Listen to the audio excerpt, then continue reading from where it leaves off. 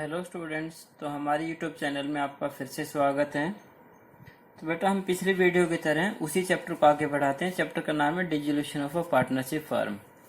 अब बेटा आज हम इसके लास्ट टॉपिक पे आ गए हैं। वैसे तो हमने चैप्टर लगभग कंप्लीट कर लिया। जर्नल एंट्री वैसे ज़्यादा इशू नहीं होता है, लेकिन बेटा जिस ने हमारी जो पहली और दूसरी वीडियो देखी होगी इस चैप्टर की, उनके लिए जर्नल एंट्री सीखना, इस चैप्टर की जर्नल एंट्री सीखना बहुत ज़्यादा आसान हो जाएगा। तो बेटा जर्नल एंट्री वैसे तो आपको पता होना चाहिए कि जिसको रियलाइजेशन अकाउंट बनाना आ गया वो जर्नल एंट्री बिल्कुल आसानी से कर सकते हैं। इसीलिए हमारी जो रियलाइजेशन अकाउंट की जो वीडियो है उसको आप देख लोगे तो जर्नल एंट्री आपको बहुत ज़्यादा आसान लगेगी। तो बेटा आज आ जाते हैं हम इसके जर्नल एंट्रीज के ऊपर। हमारा टॉपिक भी वही है, journal entries at the time of dissolution of a partnership firm. तो पार्टनरशिप फर्म जब हम डिसोल्व करते हैं तो हम जर्नल एंट्रीज क्या क्या करेंगे उसके ऊपर आ जाते हैं। तो सबसे पहला जो हमारा टॉपिक आज का वो है फॉर क्लोजिंग एसेट्स अकाउंट की। जब हम हमारी एसेट्स जो है उनको क्लोज करते हैं तो उसकी जर्नल एंट्री क्या करते हैं। तो बेटा उसके लिए आपको ध्यान रखना होगा कि हमें क्वेश्चन करने के लिए पहले एक बैलेंस शीट दी होती है और उस बैलेंस शीट में एसेट्स और लायबिलिटी दोनों साइड है।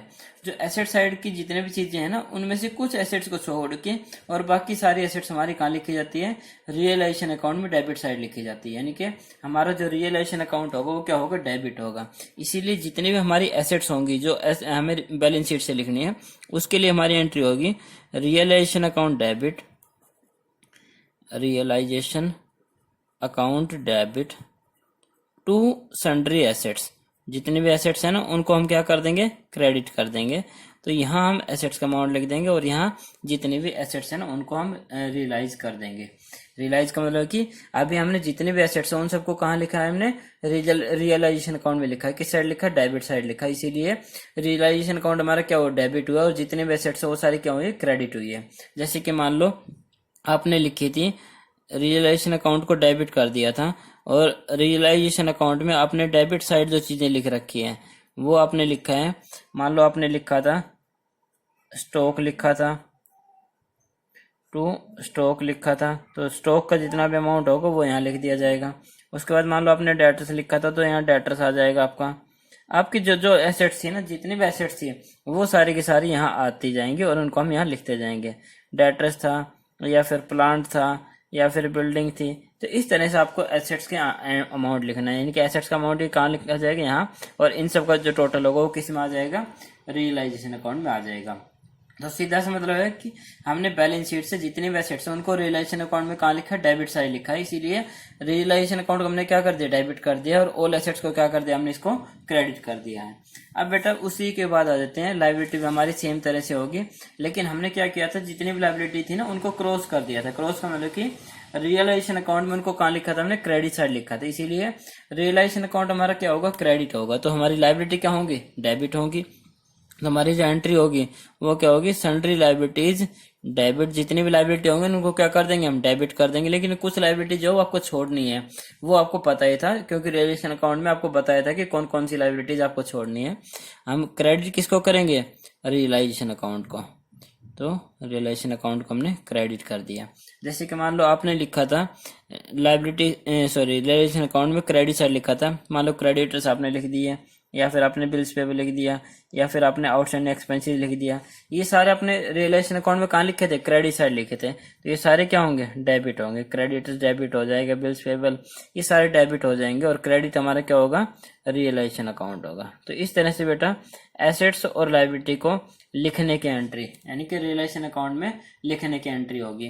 तो इसमें क्या होगा, एसेट्स के लिए रियलाइजेशन अकाउंट डेबिट होगा और एसेट्स क्या होंगे, क्रेडिट होंगे। और लायबिलिटीज के लिए क्या होगा, लायबिलिटीज डेबिट होंगी और जितने रियलाइजेशन अकाउंट हमारा क्या होगा, क्रेडिट होगा। अब आ जाते हैं बेटा नेक्स्ट चीज के ऊपर।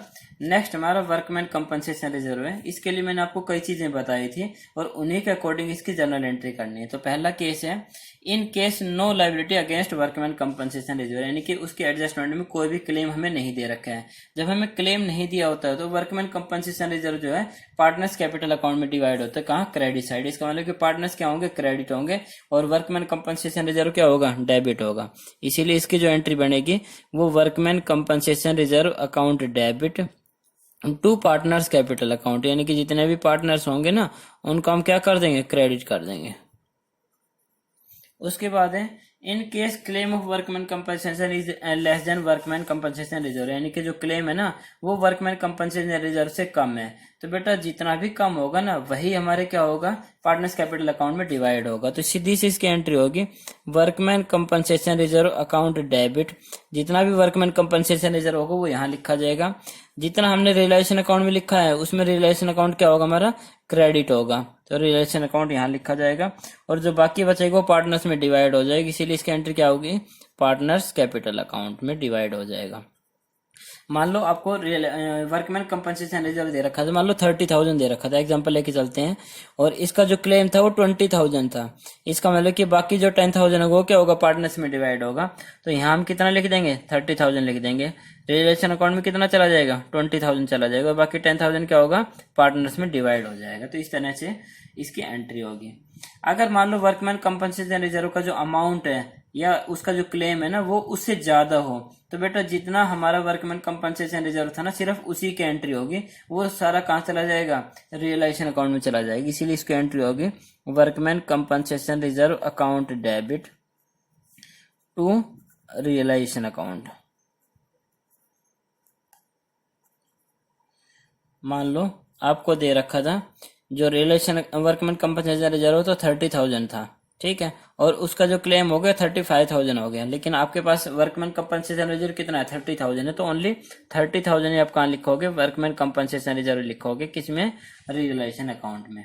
और अगर मान लो हमारा जो वर्कमैन कंपनसेशन रिजर्व है उसका जो क्लेम है वो WCR यानी कि वर्कमैन कंपनसेशन रिजर्व के इक्वल है, तो जितना भी अमाउंट होगा बेटा सारा का सारा कहाँ चला जाएगा, आपका रियलाइजेशन अकाउंट में चला जाएगा, इसीलिए इसकी एंट्री होगी workman compensation reserve account debit to realisation account. मान लो आपको वर्कमैन कंपनसेशन रिजर्व था 30,000 और उसका क्लेम भी कितना हो गया, 30,000 हो गया, तो 30 का 30 कहाँ चला जाएगा, आपका रियलाइजेशन अकाउंट में चला जाएगा। कहाँ, डेबिट और क्रेडिट दोनों साइड होगा, पहले हम उसको लिखेंगे और उसके बाद उसको हम लायबिलिटी जहाँ पे करते हैं वहां लिखा जाएगा। तो इस तरह से वर्कमैन कंपनसेशन रिजर्व की एंट्री होगी। उसके बाद आ जाते हैं बेटा एसेट्स और लायबिलिटी जो हम सेल करते हैं ना उनके बारे में। बेटा दो तरह से सेल करने के बारे में मैंने आपको बताया था कि या तो हम कैश सेल करेंगे या फिर कोई पार्टनर लेगा, इसी तरह से लायबिलिटी जो है या तो कैश पे करेंगे या फिर उसको कोई पार्टनर लेगा। तो बेटा इसकी एंट्री बहुत ज़्यादा आसान होगी फॉर रियलाइजेशन ऑफ एसेट्स। अगर हम किसी भी एसेट्स को सेल करते हैं, कैश सेल करते हैं, तो बेटा उसको हम रियलाइजेशन अकाउंट में कहाँ लिखते हैं, क्रेडिट साइड लिखते हैं, और किसके नाम से लिखते हैं, पार्टनर्स के नाम से लिखते हैं। इसीलिए उसकी एंट्री क्या होती है, मान लो कोई भी स्टॉक था और स्टॉक ए ने ले ली, ए पार्टनर था, तो उसकी एंट्री हम रियलाइजेशन अकाउंट में कहाँ लिखते हैं, क्रेडिट साइड लिखते हैं, किस नाम से, बाय एज कैपिटल अकाउंट के नाम से। इसका मतलब है कि रियलाइजेशन अकाउंट हमारा क्या हुआ, क्रेडिट हुआ, किस नाम से क्रेडिट हुआ, पार्टनर्स कैपिटल अकाउंट के नाम से। इसीलिए इसकी जनरल एंट्री भी क्या होगी, partners capital account debit to realisation account. तो बेटा अगर आपको रियलाइजेशन अकाउंट बनाना आता है तो इसके लिए जनरल एंट्री आपको बहुत ही ज्यादा आसान लगेगी। हमने यहाँ देखिए क्या किया है कि रियलाइजेशन अकाउंट को क्या कर दे, क्रेडिट कर दे, किस नाम से, पार्टनर्स कैपिटल अकाउंट के नाम से। मान लो ए ने स्टॉक लिया तो हमें लिखते हैं as capital account debit to realisation account, जितने रुपए में लिया उतने रुपए की यहाँ एंट्री हो जाएगी। फिर यहाँ अगर मान लो कोई भी लायबिलिटी है, ये बेटा कैश पेमेंट करने पे थी, अभी किसी पार्टनर ने नहीं लिया है, उसके बाद और ये है कैश पेमेंट करने के ऊपर कैश सेल करने की एंट्री थी।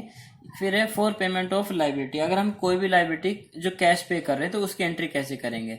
अगर हम कोई भी लायबिलिटी, सॉरी बेटा ये जो एंट्री थी ना वो हमारी गलत हो चुकी है, इसको हम कट कर देते हैं।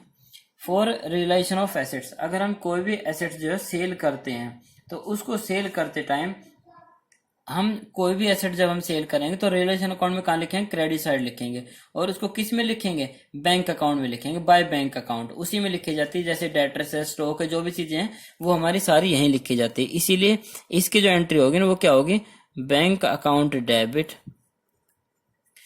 टू रियलाइजेशन अकाउंट,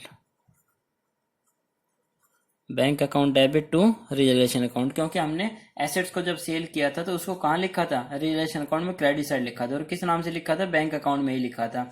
बाकी हमने सारे एसेट्स लिख दिए थे लेकिन ऊपर उसका जो टॉपिक था वो हमारा क्या था, बैंक अकाउंट ही था।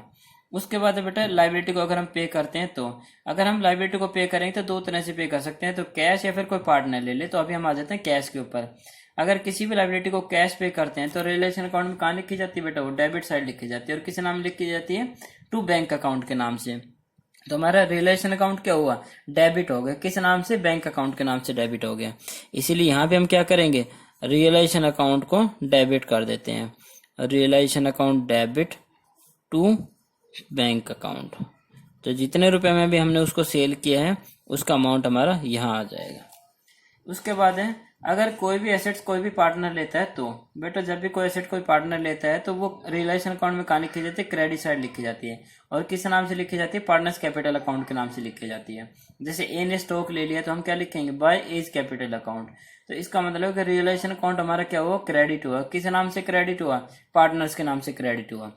इसीलिए यहाँ भी क्या करेंगे, हम रियलाइजेशन अकाउंट को क्रेडिट करेंगे। किस नाम से, पार्टनर्स कैपिटल अकाउंट के नाम से। इसीलिए डेबिट क्या होगा, partners capital account. Partners capital account को हमने क्या कर दिया, डेबिट कर दिया। और जो हमारा रियलाइजेशन अकाउंट है उसको क्या कर दिया, क्रेडिट कर दिया हमने। ठीक है, जितने भी रुपए में हम इसने लिया है वो एसेट्स, वो यहाँ आ जाएगा। और इसकी जो लास्ट है वो है लाइबिलिटी पेड बाय पार्टनर। अगर कोई भी लाइबिलिटी कोई पार्टनर पे करेगा तो हम उसके जर्नल एंट्री क्या करेंगे। अगर कोई भी पार्टनर किसी भी लाइबिलिटी को पे करता है तो रियलाइजेशन अकाउंट में कहाँ लिखी जाती है, डेबिट साइड लिखी जाती है। इसका मतलब कि रियलाइजेशन अकाउंट हमारा क्या हुआ, डेबिट हुआ।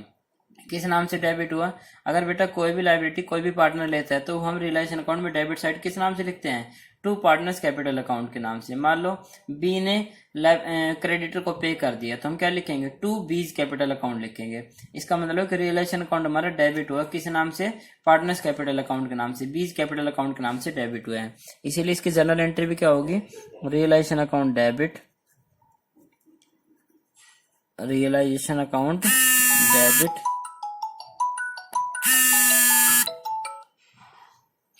Realisation account debit to partners capital account. यहाँ लिख देंगे हम टू पार्टनर्स कैपिटल अकाउंट। तो इस तरह से बेटा हमारी सारी जर्नल एंट्रीज होगी। तो बेटा इस जो जर्नल एंट्री का जो टॉपिक हमने आज आपको समझाया है, इस टॉपिक को समझने से पहले आप लोगों को जो रियलाइजेशन अकाउंट बनाने का जो टॉपिक है ना वो आपको देखना पड़ेगा। अगर आपने वो देख रखा है तो इसकी जर्नल एंट्री आपको बहुत ज़्यादा आसान लगेगी। तो कहने का मतलब कि अगर आपको रियलाइजेशन अकाउंट बनाना आता है तो आप किसी भी तरह से जो जर्नल एंट्री है ना उनको आप बहुत ज़्यादा इजीली आप समझ सकते हो। अगर उसके बाद भी आपको प्रॉब्लम आती है तो बेटा आप मुझे कमेंट करके या जैसे भी आपको पॉसिबल हो वैसे आप पूछ सकते हो। तो आज की वीडियो को बेटा हम यहीं कंप्लीट करते हैं। आप सबसे रिक्वेस्ट है बेटा वीडियो को पूरा देखना, स्किप नहीं करोगे तो ही आपको जो जर्नल एंट्रीज है ना वो अच्छी तरह से समझ में आएगी। ओके, थैंक यू बेटा।